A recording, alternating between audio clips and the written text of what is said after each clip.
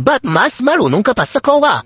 Ito ang naging diretsang pagsupalpal ng maraming netizen sa kontrobersyal na mambabatas na si Dan Fernandez matapos tila magmarunong pa sa Commission on Audit pagdating sa kanilang naging masusing investigasyon at klarifikasyon na malinis at walang sabit pagdating sa confidential fund, ang OVP na opisina ni Vice President Sara Duterte.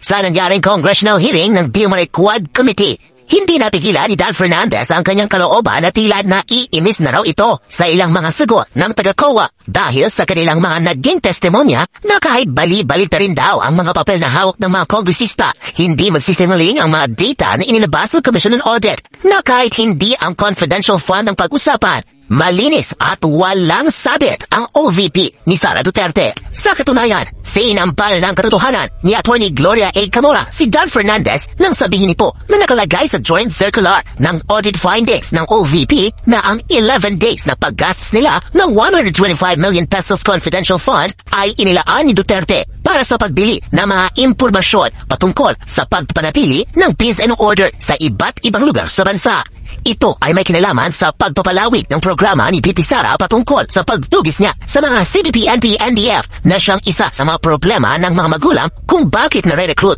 ang kanilang mga anak sa iba't ibang eskwelahan. Dito'y hindi na nakasagot si Dan Fernandez at tila naghahanap na lang ng kanyang mga ibubutas sa opisina ni Duterte. Narito at pakinggan ang buong detalyadong balita kung saan tila sinabi ng maraming netizen na wala talagang alam ang mga nagmamarunong na mambabatas patungkol sa naging COA findings ng Commission on Audit at paglilinaw nila na kahit anong gawing investigasyon ng COA sa opisina ni Vice President Sara Duterte, babalik at babalik pa rin sa kanilang naging findings na malinis at wala korupsyon ang opisina ng ikalawang Pangulo ng bansa. Narito panoorin yung full video. Of information pertains to those information necessary of the case, and we can only comment on those that we have submitted to the through the subpoena to SESTECOM.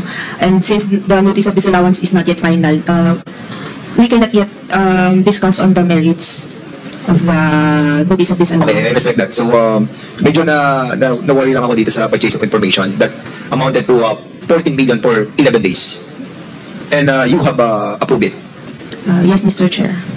Mr. Chair, since it's not yet final, did you have this, ito na lang po, hindi naman ito mag-incriminate sa inyo, no? So, yung bang 14 million, may kasama mga equipments na binili?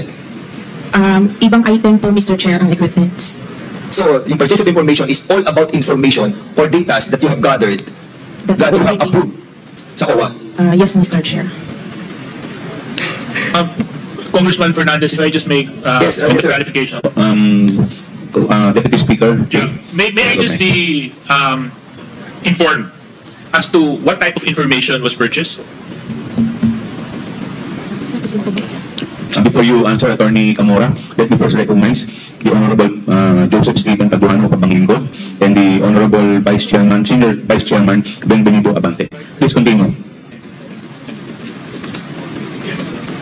Mr. Chair, again, we cannot comment on it since it forms part of the merits of the case. But I would like to inform the body po that the entire ND is still subject to appeal to the adjudication of the Commission proper. These are just the judgment of the audit. I do understand the position of Attorney Camora. My question is, what type of information? Kasi sabi po dito, purchase of information. Anong klaseng information yun? Is it... Mr. Chair, I could only say that these are part of what is required under the joint circular, which is this information necessary for the formulation and implementation of programs, activities, and projects relevant to national security and peace and order. Okay. I'm just curious kasi ngayon ako nakakita ng item na purchase of information. So anyway, I'm sorry, Congressman Fernandez, and I ate into your time. Kasi, Mr. Chairman, I agree with Congressman D.S. Fernandez. I agree with him, no? Precisely because if you were going to compute 14 million divided by 11, that is 1.2 million for the information that wanted to be purchased by the Office of the Vice President and was approved by the COA. And that worries me a lot, no? If this information entails, siguro kung mga 4 months yan or in 1 year yan, acceptable yan, but in a day, 1.2? And if purchase of information, pwede po bang isang tanong lang? Yes, sir. Yung po bang 14 million na yun na information, so isang tao lang po ba yun? O maraming tao po yun? Mr. Chair, hindi naman po yun sa isang tao lang. Okay, just to be clear lang pong tao. Kung alam lang po ninyo. I don't have the information right At now. kung magkano po kada taong binigay para po sa purchase of information na yun. At kung saan po mga area. Mr. Chair, details na po siya ng audit, so we could answer through if we are duly issued po sa PINA this item. Is there any motion? Do I hear any motion? Yes, well, I move that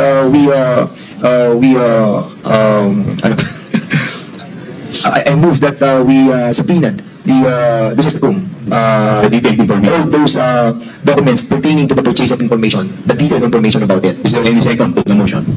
Second, Mr. Chairman. Duly seconded. Is there any objection? Hearing none, the motion is carried.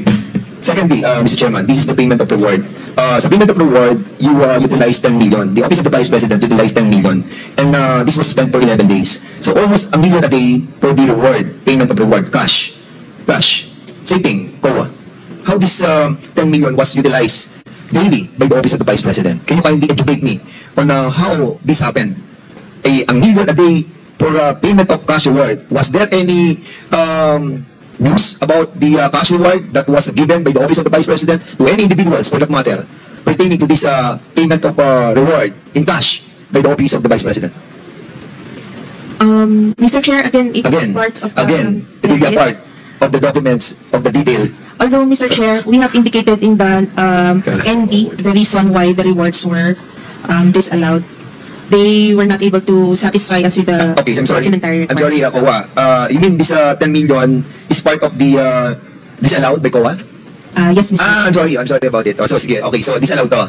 Okay, sige. So, have they given you some information on, or the detailed information about this payment of cash reward? They have submitted compliance documents, Mr. Chair, but Can we we- deemed it not Yeah, sufficient. go ahead. We deemed it not sufficient to answer the requirements of the joint circular.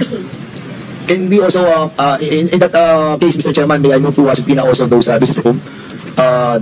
documents pertaining to the payment of cash reward? There is a motion by the Honorable Fernandez to issue subpoena duces tecum with respect to the payment of cash reward. Ito naman po Is there any objection? Is there any